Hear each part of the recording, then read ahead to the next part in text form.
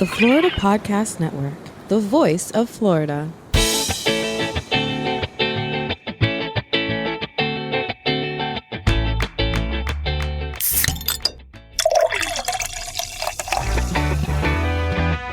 From Mallory Square in Key West to the Governor's Mansion in Tallahassee and all points beyond, you're listening to the Florida Beer Podcast, powered by FloridaBeerBlog.com, your source for all things related to the craft beer community in the Sunshine State. And now your host, Dave Butler. Here we go for another episode of the Florida Beer Podcast, powered by FloridaBeerMedia.com. You will notice that we're probably going to be getting near the end of these special episodes since it looks like things are starting to go back to normal. God willing, and the creek don't rise. So things may be a little bit dicey over the next couple of weeks. We may start getting to the end of the conversations, and then we'll start going back into normal brewery business and the interesting content that we always have for each of our episodes. Today's episode is kind of special because this is somebody that I've always wanted to have on the show, but never really been able to reach out. And over the past couple of months, and especially the past couple of weeks, some things have happened, and I finally bit down on the bullet and reached out, and very, very lucky that he accepted my pleas and my begs and decided to come on. If you are familiar with the Florida craft beer scene, especially in the Tampa Bay area, you probably know this gentleman very well. If you are not familiar with him, but you have traveled through Tampa International Airport anytime in the past few years, you saw his smiling face, bigger than day, right on the doors to the trolleys that took you back to the main entrance bagging area. So that gentleman is, of course, Khris Johnson, co-owner and brewmaster at Green Bench Brewing in St. Pete. Khris, thank you so much for coming on to the show. Hey guys, thanks for having me. Absolutely. So this was an interesting time with Green Bench because you have really stepped up distribution through most areas of the state. I know that you're down here in South Florida. Obviously, you're very big in the I-4 corridor. And obviously, the quarantine sort of hit everybody. But you did not necessarily have to rely solely on takeout from the brewery. I guess we'll start with what kind of impact was your distribution able to absorb from the economic downturn? Yeah, so we kind of been pushing distribution really since we opened. Obviously, it's grown to be a lot bigger recently, as you mentioned. And I think that the big catalyst of that, although we have definitely worked our tails off to get to that point, it was also the fact that our distributor that was full statewide sold to a bunch of smaller bud wholesalers in the state, which honestly what that ended up doing was that kind of opened up an entirely new infrastructure for us throughout the state. So if you recall it all, before Brown sold to all the statewide wholesalers, the bud wholesalers, we were statewide with Brown. And while we sold a good amount of beer in the state of Florida, our highest volume was still, really in St. Petersburg. But the nearest warehouse is in Orlando. So we were sending beer from St. Petersburg to Orlando, back to St. Petersburg. And they, while Brown was great, they were stretched pretty thin up there. And we actually sold more beer at one point out of state than in state. So we were actually, like at one point, Atlanta, we sold more beer in Atlanta than in the state of Florida. And then when they sold to the bud houses, there was this infrastructure in place where they were really efficient at placement, and they had way more resources and infrastructure to be able to move beer in their respective territories. So then we made the very conscious decision when that happened, which wasn't our choice, but it's how the game goes. We made the very conscious decision to try and focus way more heavily on selling beer in the state of Florida rather than out-of-state distribution. So, yeah, but I think Atlanta and Colorado, we were selling at one point more beer in those two areas than in Florida. So that really opened it up for us. Interesting. And I also noticed that the style of beer that you were releasing, obviously you had a lot of, I guess, the smaller, not quite the normal 12-ounce bottles, but a little bit bigger than that with the grisette and things like that. But now you've got this huge array of 6-pack 12-ounce cans that you've really been pushing into the market. Technically, the spec 12-ounce cans came out, it's 2020 now. So I want to say we launched the first ones nearly 5 years ago, which was Sunshine City, Happy Hermit, and Green Bench IPA at the time. And those were the ones that we mostly sold in Colorado and Denver and Atlanta. But back then, the bottles that you mentioned, those are 500 milliliter bottles that we were doing like bottle conditioned, Saison, farmhouse ale, wild beers, and sours, mixed culture. We found that the market for those, especially right when we opened, was very, very small in the state of Florida. I mean, granted, it's small everywhere. Like compared to any market, that's going to be the smallest segment. Like even a very advanced sort of drinking market like Portland, Oregon, who has more craft beer sold per capita than anywhere in the country, they still, the smallest segment is still going to be that. So we found that we had to send those beers kind of out. But I guess to sort of pull it all back, we definitely wanted to invest in core brands from the very beginning, even when we were doing those. And I think the infrastructure that the new wholesalers provided us was kind of perfect for those kinds of placements and sort of volume. And in addition to that, we not only did we personally invest in that with, installing a state-of-the-art like rotary canning line last year, but it also actually has allowed us to sell more of those specialty beers than we kind of ever have as well. Like I'm selling more mixed culture beer now than ever. Interesting. So that's kind of helped as well. And with COVID, I guess to put that in perspective, especially at the beginning of this year, we were on a very, very tight curve upwards as far as growth at the beginning of this year. And we were, breaking some serious personal records at the beginning of this year until obviously COVID hit. And it's probably left us at about 30% of what we used to do overall. And honestly, we're only at that 30%, I would say, for two reasons. One, because of distribution.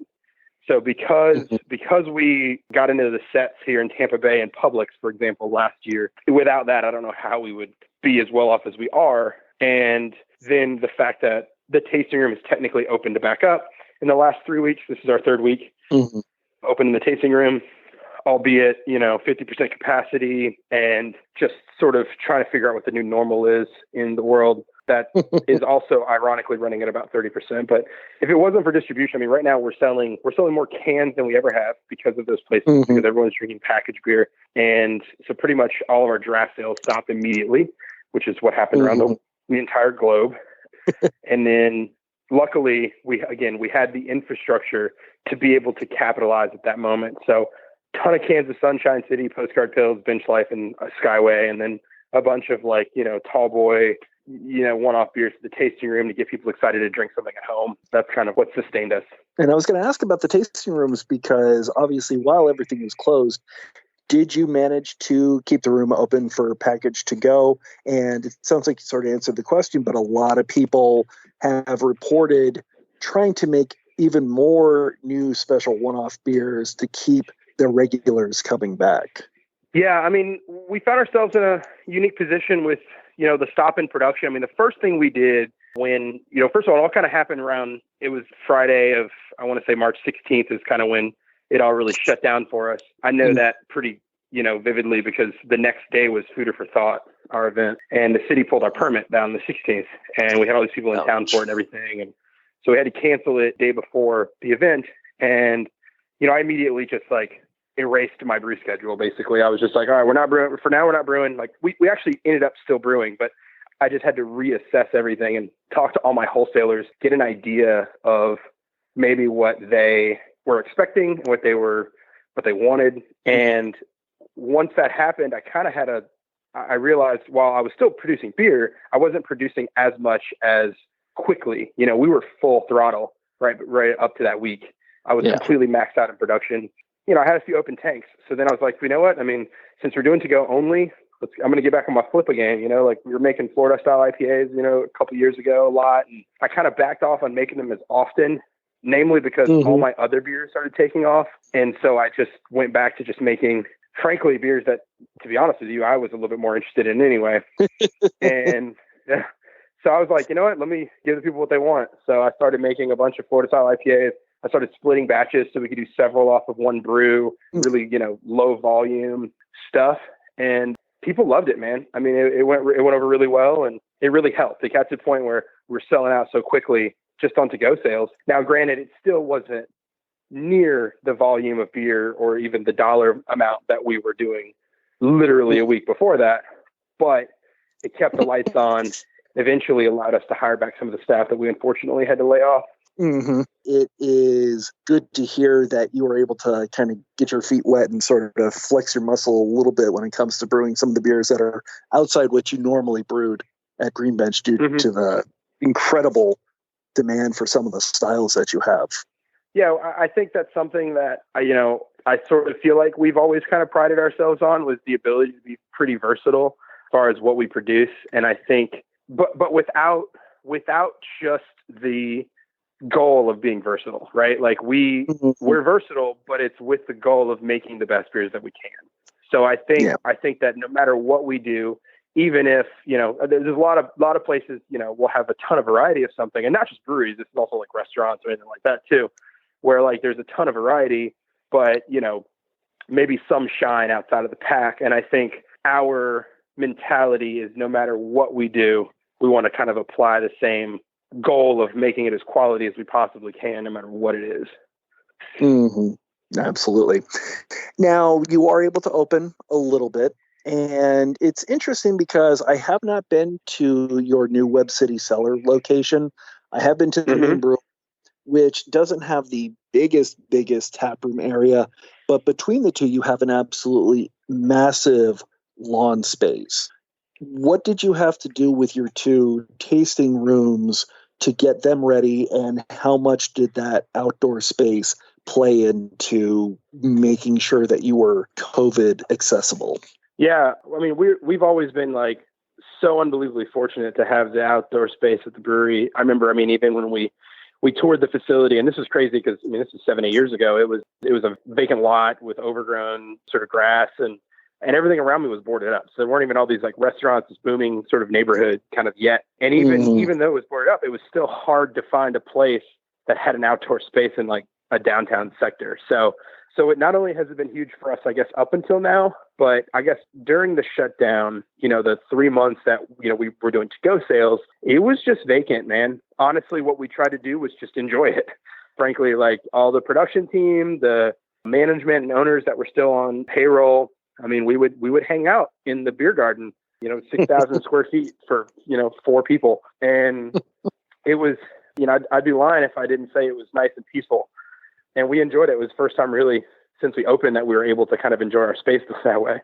Yeah. And the cellar has been closed. We haven't opened the cellar. We've taken kind of our more extensive cellar bottle list from all the other breweries that we sell in there too. And we brought it over to the main tasting room. So you could still get all those bottles to go.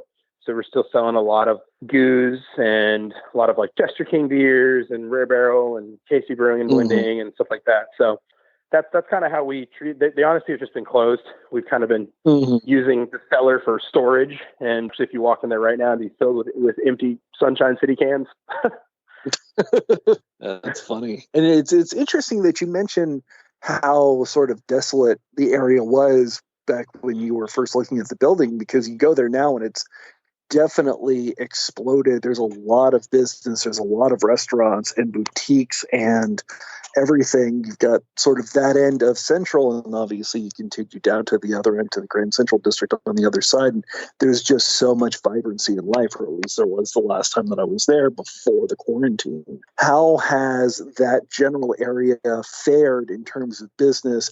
And do you see some of the businesses that are there, whether they be breweries or not coming back?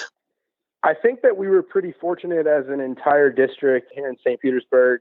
Not too many places that I'm aware of actually, at least at this point, have folded. Even restaurants and sort of bars that have been closed for several months. Most of them, I think, that off the top of my head are all still really kind of around.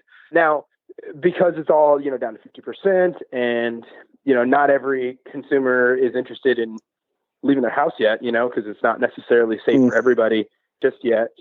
We're by no means out of it, I guess is what I'm trying to say. So who knows what's going to happen in the next several months. For all I know, there might be some businesses who have really hung on by a thread and frankly are still hanging on by a thread. But so far, I think we've kind of lucked out as far as how well the community has kind of rallied around these businesses. There was a ton of to-go sales. There were a ton of, and it might have been down there like where you are as well, but at least up here, there was all these initiatives to donate money and tips and everything to people that were even already laid off, let alone businesses. So the community really kind of gathered around the industry, the service industry specifically, and has really been a huge support of everybody. So far, it seems like most everybody is kind of making it through. But again, I don't think we're out of it yet, though. So, gotcha. Do you have any people in the community? Is there a large swell in your fan base that says, hey, this isn't real, or hey, we're done, let's go, open, full speed, let's go? Yeah, no doubt. I think there's definitely probably, I couldn't guess right off the top of my head. My assumption is that it's somewhat of a minority group that is gung-ho about just let's go back to normalcy as we used to know it, which is great. I mean, it's who's buying our beer now. It can get a little scary because those people sometimes are the ones that are probably the less precautious than the people that even aren't out yet. Those are definitely going to be the people that are the most sort of protective and cautious when it goes to potentially spreading the virus. And then I think there's probably even a smaller percentage of people, and we have dealt with a few of them since we've been open the last 3 weeks, who legitimately are like, this is a conspiracy theory, this thing's not real. Like dealing with that, which is usually like, can you please leave? That's like the response you have to kind of give them, because they're like, I don't feel safe with like that kind of, so. That's amazing. And then obviously that's not the only situation that we've sort of been facing the past couple of weeks. There's been a very strong social justice and social change movement that's been going through. And last week there was obviously the Blackout Tuesday, where a lot of social media channels posted a black picture, didn't post anything out of solidarity. But with Green Bench, and then you tagged on after that, you basically stated, and I'm going to paraphrase, so please correct me if I'm wrong, that you feel that there's a lot of businesses that are participating in something like that, not out of concern for the movement and wanting to do anything for equal rights, but because they feel that it's the thing to do to keep their business going. Is that kind of the gist of what you both had said? Yeah, you nailed it. I mean, yeah, that's, it's been a weird week. It's been a very challenging week, I think, for everyone. And it's also been a very hopeful week, I think, at the same time. And so I'd say that one of my frustrations that I was feeling, and this is, so I'm biracial, I'm mixed. My mother's Black and my father's white. And I grew up really kind of surrounded in my Black family. Like I grew up Black, so like I'm a Black man and this is my culture. And it's not I think what I struggled with last week was having conversations. So and especially being in the beer industry, which is predominantly white male, cis male, I kind of have my feet kind of planted in sort of two different communities a bit. And when I found that I spoke with members of the Black community, who a lot of them here in St. Petersburg, very specifically, I've been especially getting closer with in the last couple of years. The first few years we opened Green Bench, honestly, all my attention was just trying to have this business survive and making beer and brands. And I just kind of had my head down. And then in the last few years, I'd say 2.5, 3 years, I guess 3 now, since it's already the summertime, I've had sort of the luxury of being able to kind of look around me a little bit more and invest my time and money into some things that have always been really important to me, which generally include, outreach to the African-American community, and specifically trying to, for lack of a better term, sort of bridge a divide between sort of the segregated city that we live in. And frankly, I think most cities in the United States have that divide. With that said, having been able to sit down with a lot of leaders in the African-American community that have kind of become friends, and putting together some initiatives over the last few years that, is information that I think I talk about pretty openly, and I try to get people engaged in, and I have for several years. And then, but of course, it's not really on the forefront of everybody's minds, especially in the beer industry. Again, one that's dominated by the sort of like cisgendered males, white with man, beards. cisgendered white dudes with beards, And so even though it's been available and I've been talking about it, and I feel like I've been trying to engage, even with, honestly, even down to members of my staff, my coworkers, who have always, I think, been interested in this. And then what happened last week with when the Black Lives Movement kind of had its resurgence, and the world has been angry and hurt over what happened, and which is, I think somewhat of a reckoning that is required. Well, what ultimately ended up happening, which is was really what kind of frustrated me, was my conversation with a lot of other African Americans were, all these breweries, some of them, or most of them, like, that are now saying all this stuff, like, we've had conversations with, we've had outreach with, I have sometimes with some of them, where it was and sometimes it was them coming to us, and saying, like, how can we do this? How can we do this? And I think a lot of people in the Black community, especially that have their foot in the beer world as well, we were all kind of not disappointed that they decided to join the conversation, but disappointed that it took what felt like a bunch of other white people threatening them on their Instagram and Twitter and Facebook to say hashtag BLM in order to not get, like, crucified on the internet.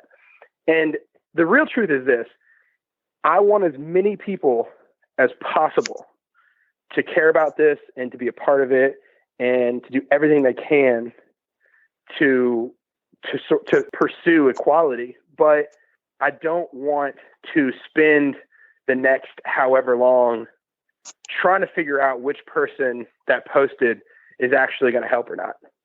Yeah. And, well, I was going to say, because obviously, no, absolutely. And you bring up a really excellent point, because, obviously with the way 2020 is going, we will be invaded by aliens by August. Yeah, no doubt. That's just how it is. But you've got all of these brewers, and as you mentioned, and rightly so, it traditionally white, male, cisgendered, so much so that there have been times when I've spoken to brewers and I feel like I'm looking in a mirror, and that's actually kind of frightening and in a lot of ways very frustrating to me. But if they're paying this attention now, what do you think the craft beer community can do to make sure that they're still paying this attention in August, and they're still paying this attention in June of 2021 and 2030 and 2040 and so on? I think the first thing we need to do, and this is part of the frustration, is like, I had this conversation with him as well. It's like, sometimes it feels like what just happened around us is like there was all these white people around us who just all at the same time were violently shaken awake to a problem that has been here for a long time. It's not that they didn't know the problem existed, but it was the first time for a lot of them where, like, they really felt it, right? And they were outraged by it, which is an appropriate response. But I think and I had this conversation literally last Saturday with a friend of mine who called me, a white male, called me and asked me, like, what should I do? And I kind of said to him, I was like, look, man, there's plenty of things you can do, whether it's marching or protesting or donating or educating yourself. You have to educate yourself, and it's time to start listening. And the main thing I don't want you to do is I don't want you to burn yourself out. I don't want you to lose this fire. I need you to, and this is one of the things I said in that tweet. I was like, it's a marathon, not a sprint. This isn't something that we're not all going to get pissed off and then change the world because we're pissed off. We're going to change the world because of how we treat each other. And as long as that still matters to you, and it can only matter if you care about it long enough. And I think that, like, one of the ways is, well, let me back up. Here's what I'll say. Okay. I think that the culture that I felt like I was seeing and I was consuming online was everybody started to feel guilty, which is a natural response to this, right? Like, I woke up, oh my God, I didn't see this happening in my life. Oh my God, I feel terrible. Fair. That's a fair and reasonable response to that. The problem is in order to get rid of that guilt, they decided to start pointing fingers or saying, or posting Black Lives Matter on their page. And it kind of removed some guilt. And I'm like, well, hold on. Let's not assume that that's all it takes to do what you say you want to do, which is change the world, right? Like, I actually need you, instead of saying something, actually what probably you need to do is listen. You probably need to read some. You probably need to educate yourself. You need to reach out to the community around you who have already been at this table, who have already been having this fight for several years, which honestly, after I got out of spending all my time opening this brewery a few years ago, that's what I did, because I hadn't really been in the fight for a few years. Like, I was not in it. I was busy opening a brewery and running a business. So the first thing I did was I called people around me.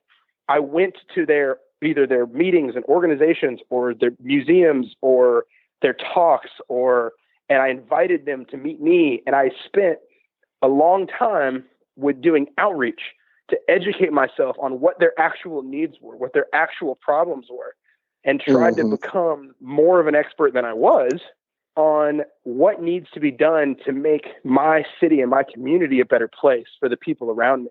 Because that's ultimately what I cared about. And I think that's where it starts. And I think everyone kind of jumped from the first step and they were trying to go right to the last step, which is resolution, which there's a lot of steps in between there. Definitely. I agree. It's going to be a long road, but one that's very, very important to everyone. You are obviously not the first non-white cisgendered male that I've had on the podcast. I've had many different ethnic backgrounds, both men and women, and that's something that I'm always very happy about. What do you think the craft beer community could and should do to improve the diversity that exists within the craft beer industry? I think the first step is, I think with any sort of initiative, if there's a goal that can get tiring and difficult to stay on the right track and path, is to try to hold each other accountable. If you say that you're going to do this, then you should do it. And if you tell me you're going to do it and you don't do it, then we got to have a conversation about that. You know what I mean? So being able to hold each other as peers accountable, the same way a lot of us think that, and we should, the same way a lot of us feel like we should hold each other accountable for the quality of our products. Let's hold each other accountable for how we treat each other. Let's hold each other accountable for like the actions that we're hoping to put in place.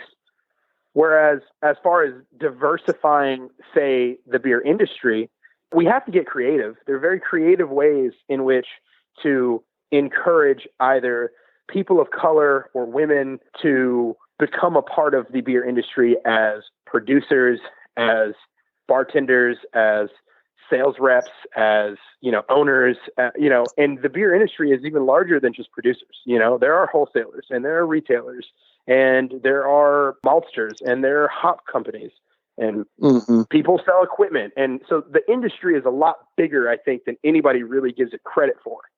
And so you can be involved in the industry. I mean, hell, you're a part of publication and you're doing podcasts. So there's a lot of ways of being involved in the industry that aren't directly brewing beer. And I think we can get really creative in how we figure out how we can diversify from the top down. I think as a producer, like say my initiative, right? One of the things that I want to do, like I would love to see more African Americans. Now, granted, while we do have a lot of women that drink Green Bench beer, I would like to see more diversification of women as well, as far as color too. So by making either not just like beers, but making the product somewhat accessible outside of an environment that can be standoffish. For example, placing my beer, say I want to place Sunshine City throughout the South Side, the predominantly Black neighborhoods in St. Petersburg, then I need to go to those specific retailers. The same way when I first started distributing beer, like you and I just talked about a minute ago, I need to, the same way I went to retailers on the north side of town and said, hey, I'm a brewery in St. Pete, Florida. It's your town. Here's my beer. Try it. You like it? Cool. Bring a few cases in. I'll show up. I'll pour some out for your customers. I'll, do tastings and stuff like that. You got to do that where they are. You can't expect them to go somewhere where they don't live, right? Just like if you take the beer to the south side, you don't expect people from the north side to go down there to go get it. It's not a matter of race. That's just a matter of like selling beer. So sometimes the beer just needs to be put in the right places in order for them to even be exposed to it. And I think that's a big initiative that I don't think we think about that much as brewers. We do kind of go with the easy thing. We do just kind of try to put our products where we know they're going to place anyway, which I'm not saying that's a bad move. I'm just, because it's somewhat of an easy move and it's a way to keep your lights on. But I would say that don't finish there, right? Like your next step is that there are plenty of accounts in your city, I guarantee it, that don't carry your beer and have a completely different demographic of consumer than the ones that you already sell to. That's amazing. It kind of reminds me down in Fort Lauderdale, there is a female-centered brew fest every year that celebrates female brewers and brewery owners. Do you think that there is enough of an interest in creating a minority brew fest and where minority brewers and brewery owners can come together in a similar fashion? I hesitate to say no at all, right? Because it sounds great no matter where you are. I was going to say, I know that, Fresh Fest has been extremely successful. It's a festival out of Pittsburgh that celebrates people of color that own and or work at breweries. And so every brewery that's there is either, Black owned or has a person of color making beer there, that kind of thing. And it's been widely successful the last, I think, 3 years. I think this will be their third or fourth year, although it is now canceled because of COVID. So, yeah. So I would say that, there's an example right there of it working. So yeah, I do think it's possible. That's amazing. And of course, getting up to Pittsburgh is a wonderful thing. No doubt. So, exactly. So for people that are listening to this interview, listening to this podcast, they've heard the words and they want to know, what can I do next? What can my next step be? What would you tell them? I would say that wherever you are, I would just reach out to the people that are already at the table. You know what I mean? Talk to people. I guarantee you that there are people in your community, wherever you are, who have been putting their time, their money, their energy, and sacrificing either their career or their time with their kids or anything in order to try and make their city more diverse, more community oriented, help those less fortunate. The infrastructure is likely already there in all the places anybody could possibly listen to this. The thing is they need help. And so I would encourage everyone to start just to research that. That should be where everyone starts. Look up the people that are already in the fight and then reach out to them, learn from them what their problems are, what issues they would like to solve. And I guarantee you they need help. They want more creative ideas. And maybe you have an idea that they haven't thought of eventually.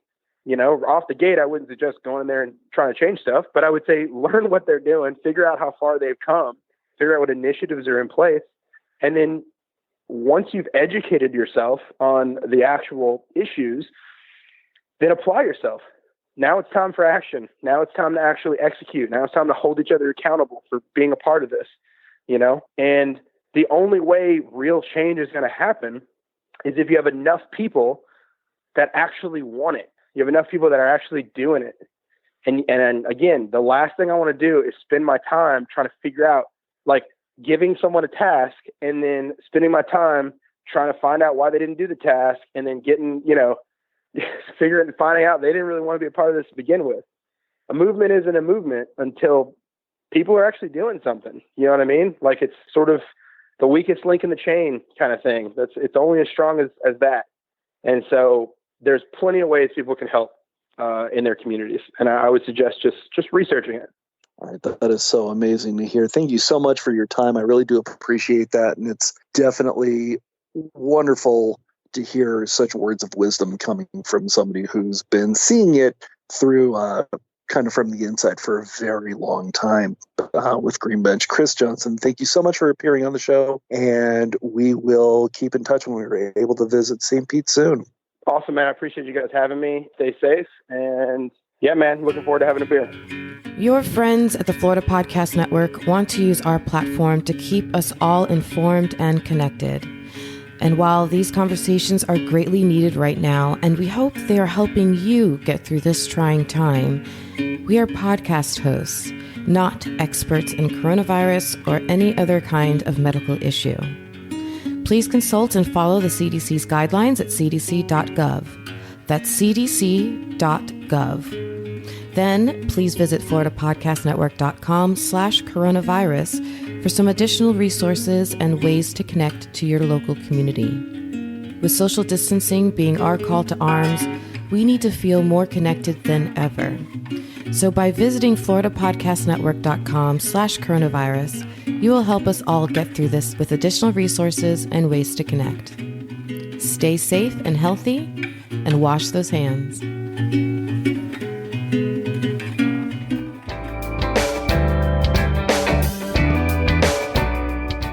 Thank you so much for listening to our special coronavirus quarantine episode of the Florida Beer Podcast.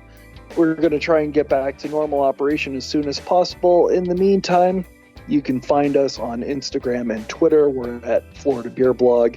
We're on Facebook at FL Beer Blog, or email us at floridabeerblog@gmail.com. Florida Beer Podcast is a production of floridabeerblog.com and of the Florida Podcast Network. Field producer is Steve Picala, and our executive producer and grandpa poobah is Jemmy Lagonier. Find us, rate us, buy local, and stay indoors and keep yourself safe through this very, very confusing time. Drink Florida craft.